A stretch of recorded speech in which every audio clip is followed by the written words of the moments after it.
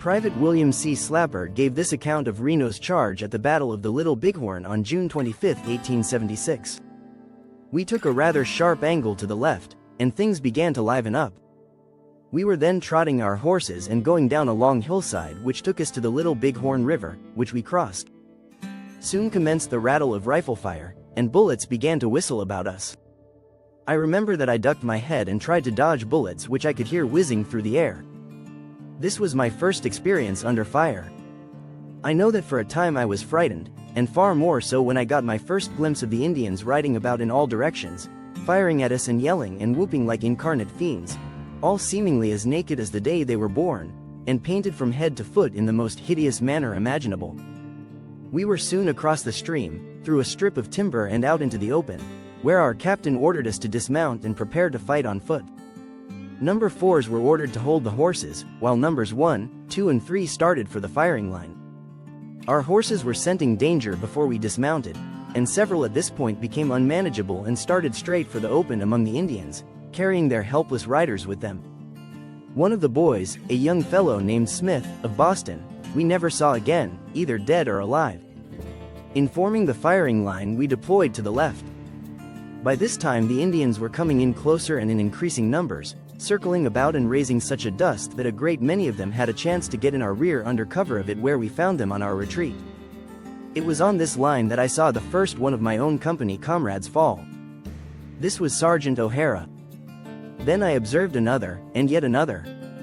Strange to say, I had recovered from my first fright, and had no further thought of fear, although conscious that I was in great peril and standing a mighty good chance of never getting out of it alive. The Indians were now increasing in such hordes and pouring such a hot fire into our small command, that it was getting to be a decidedly unhealthy neighborhood for Reno's command. In a short time word came to retreat back to the horses in the timber.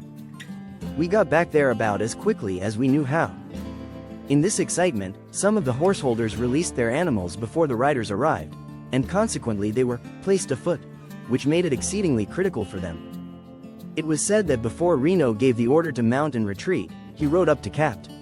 French and shouted, "Well, Tom, what do you think of this?" Capt. French replied, "I think we had better get out of here." Reno thereupon gave the order, although I did not hear it. Neither did I hear any bugle calls or other orders or commands of any sort.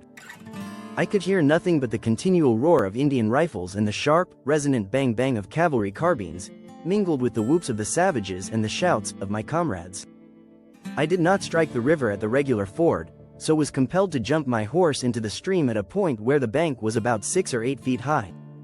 My animal nearly lost his footing when he struck the water. As I glanced about me, the first thing that engaged my attention was Trumpeter Henry Fisher of M Troop, riding in the river some distance up, with Lieutenant Benny Hodgson hanging to one stirrup. As Fisher gained the opposite bank, dragging Hodgson at the end of his stirrup, and the latter was trying to struggle up the incline, another shot rang out and Hodgson dropped.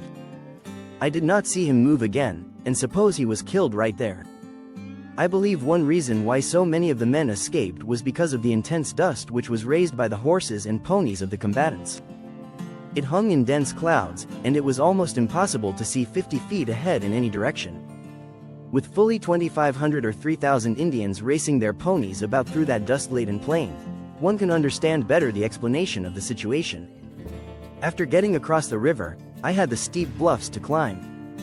These were so very abrupt that many of the already wearied horses were unable to carry their riders to the top, and many of the men had to dismount and lead their exhausted animals, all the time being under a murderous fire from the Indians hidden in the brush along the river.